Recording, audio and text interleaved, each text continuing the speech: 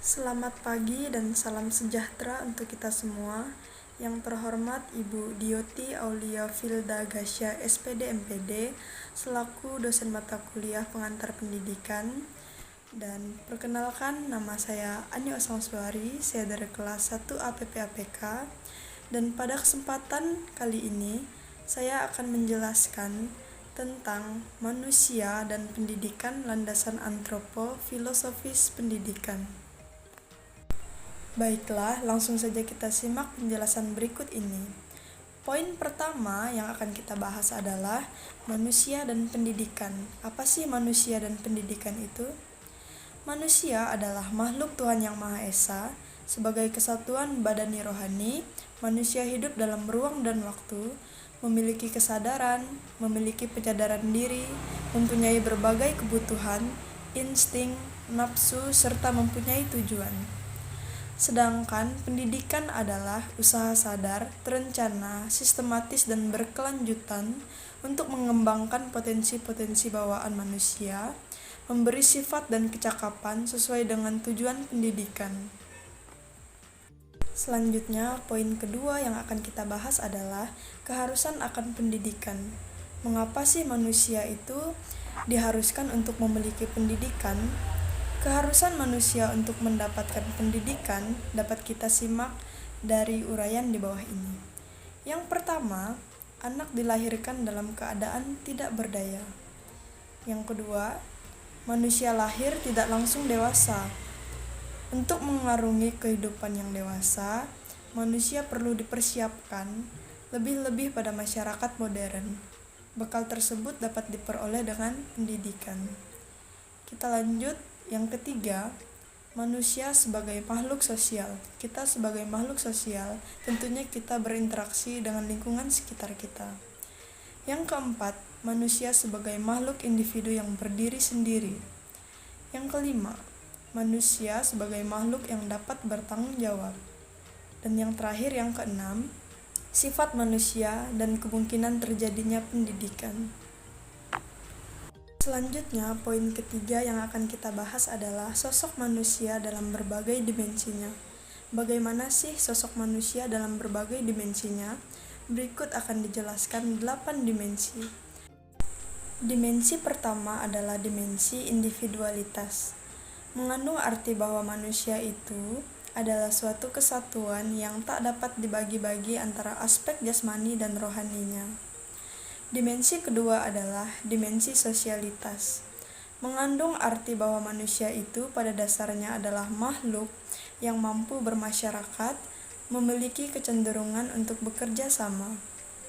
Dimensi ketiga adalah dimensi moralitas. Mengandung arti bahwa manusia adalah makhluk yang memiliki keterikatan dengan nilai-nilai, norma-norma, baik norma masyarakat, norma agama, maupun norma hukum. Dimensi yang keempat adalah dimensi religiusitas. Artinya manusia adalah makhluk yang memiliki kecenderungan untuk mengakui adanya zat yang supernatural atau memiliki keyakinan terhadap adanya yang maha kuasa. Dimensi yang kelima adalah dimensi historisitas. Artinya keberadaan manusia pada saat ini terpaut kepada masa lalunya. Selanjutnya, dimensi yang keenam adalah dimensi komunikasi, artinya dalam rangka mencapai tujuan hidupnya, manusia berinteraksi atau berkomunikasi baik. Dimensi yang keenam adalah dimensi dinamika, artinya manusia tidak dapat pernah berhenti, selalu dalam keaktifan. Dimensi yang terakhir, yang kedelapan adalah dimensi keberbudayaan, menunjukkan keseluruhan sistem gagasan, tindakan dan hasil karya manusia dalam rangka kehidupan masyarakat yang dijadikan milik manusia dengan belajar. Selanjutnya, pada poin keempat yang akan kita bahas adalah manusia sebagai makhluk yang perlu dididik dan dapat dididik. Bagaimana sih manusia sebagai makhluk yang perlu dididik dan dapat dididik? Kesimpulan bahwa manusia perlu dididik dan mendidik diri mengimplikasikan bahwa manusia dapat dididik. Ada 3 prinsip antropologis yang mendasari perlunya manusia mendapatkan pendidikan dan mendidik diri, yaitu yang pertama, prinsip historisitas. Yang kedua, prinsip idealitas. Yang ketiga, prinsip faktual atau posibilitas. Manusia sebagai makhluk yang perlu dididik dan dapat dididik, ada 5 asas atau prinsip antropologis yang mendasari bahwa manusia dapat dididik, yaitu sebagai berikut ini. Yang pertama, prinsip potensialitas. Berbagai potensi yang ada pada manusia yang memungkinkan ia mampu menjadi manusia, tetapi untuk itu memerlukan suatu sebab, yaitu pendidikan. Prinsip yang kedua adalah prinsip dinamika. Keaktifan manusia, baik fisiologis maupun spiritualnya, menyebabkan ia selalu menginginkan dan mengejar segala sesuatu yang lebih dari apa yang telah dicapainya. Prinsip yang ketiga adalah prinsip individualitas. Tiap individu memiliki pandangan bahwa ia berbeda dari yang lainnya dan memiliki keinginan untuk menjadi seseorang sesuai keinginan dirinya sendiri. Prinsip yang keempat adalah prinsip sosialitas. Sebagai makhluk sosial, manusia hidup berdampingan dengan sesama manusia dan memenuhi kebutuhan saling bergaul satu sama lainnya. Prinsip yang kelima adalah prinsip moralitas. Kemampuan manusia untuk membedakan yang baik dan yang tidak baik, pada dasarnya ia memiliki potensi untuk berperilaku baik atas dasar kebebasan dan tanggung jawabnya.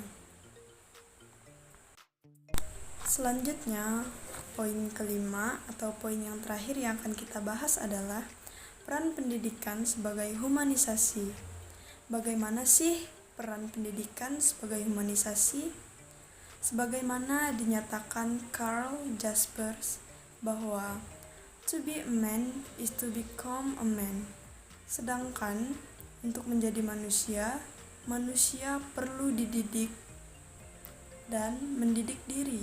Implikasinya, maka pendidikan harus berfungsi untuk memanusiakan manusia. Pendidikan adalah humanisasi. Sebagai humanisasi, pendidikan hendaknya dilaksanakan untuk membantu perealisasian atau pengembangan berbagai potensi manusia, yaitu potensi untuk mampu, beriman, dan bertakwa kepada Tuhan Yang Maha Esa, berbuat baik, hidup sehat, potensi cipta rasa, karsa, dan karya. Baiklah, yang menjadi kesimpulan pada materi kali ini adalah manusia dan pendidikan selalu berdampingan dan punya keterikatan satu sama lainnya. Manusia membutuhkan pendidikan, dan pendidikan hanya bisa dilakukan oleh manusia dalam konteks ini. Sehingga manusia diharuskan untuk punya pendidikan yang layak dan terarah. Begitu juga sosok manusia dalam berbagai dimensinya, serta manusia sebagai makhluk yang perlu dididik dan dapat dididik, dan peran pendidikan dalam humanisasi. Sekian pemaparan materi tentang manusia dan pendidikan landasan antropo-filosofis pendidikan yang sudah saya sampaikan. Harapan saya sekiranya materi yang sudah saya sampaikan dapat berguna dan bermanfaat untuk kita semua. Saya mohon maaf bila ada kesalahan kata-kata saya yang kurang berkenan, mohon dimaafkan. Akhir kata saya ucapkan terima kasih.